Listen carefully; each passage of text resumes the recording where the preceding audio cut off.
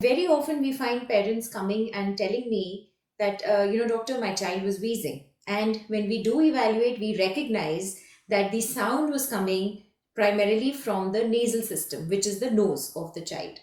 Wheezing, on the contrary, is a sound that comes when the windpipes, which are present inside our chest, in the lungs, start to narrow down, and there is a whoosh like sound that is produced from the turbulence in the air movement within these pipes.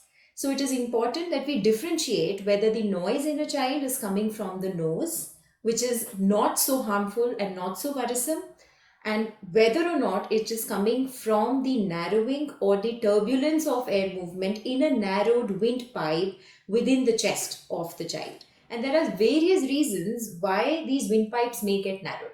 So if we were to imagine a pipe, a pipe can get narrowed because something inside this gets stuck and there is a clogging of the pipe, which can happen from a lot of our own breathing secretions. And sometimes in children, it may also happen when they accidentally inhale a foreign particle, a foreign object, such as a tiny piece of a toy. And sometimes the wheezing can happen because the walls of these windpipes seem to swell up. And sometimes the wheezing can be contributed by reasons that the windpipe might get pressurized from outside. All of these causes will compromise the airflow and the child will struggle to breathe, thereby causing all of these noises. And therefore, identification of a wheeze is very, very critical, because any intervention to open up the airway or the windpipe is instrumental in saving life of the child.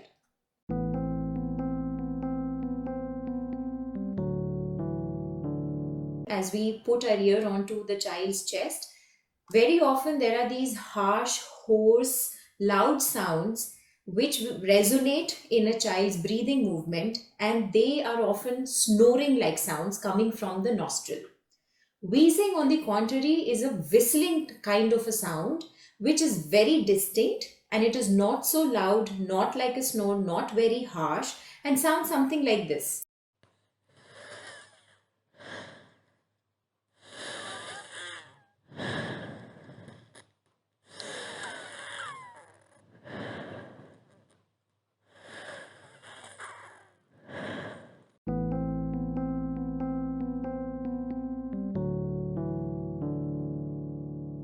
It is important for parents to identify the effort or put by the child while trying to breathe with any of these sounds. Very often, when the nose is blocked, a child would tend to breathe trying to keep its mouth open so that it can bypass the blockage and try to take in air inside. With wheezing, on the contrary, there is little that a child can do because the windpipe is the only passage which works between the nose to provide us air throughout to the bloodstream. So the child is going to put all its might and all the effort into breathing. Many a times when we hear these whoosh or whistling sounds, we will also find children coughing very frequently and not able to converse in proper sentences. They will be, in effect, what we call breathless. So they will often run out of breath. For those children or infants and toddlers who are not talking and not moving around, if we observe them closely, as they are trying to breathe, we often find them taking a lot of deep breaths, or you could also call them deep efforts. And there's a lot of effort which results in inward movements of the muscles around the neck, and sometimes there is inward movements of a lot of muscles between the rib spaces. So what is also called in local parlance as pasli chalna ya saas phulna is a very important determinant of breathing difficulty or distress in a child, especially when it accompanies these sounds.